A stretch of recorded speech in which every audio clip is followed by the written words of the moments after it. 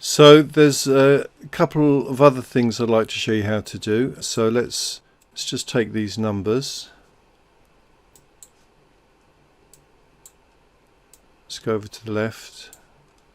There. Paste. So let's say this one we want to do a strike through. So right click, format cells. That's the way I normally get into this thing. Now under font, you see you can click strike through, and then that is crossed out. So you might want to indicate that the original number was 23, but then it changed to 27. So that could indicate that. Another thing you might want to do is superscript. Superscript means that it's a high number like that. Although in practice that's not something I use.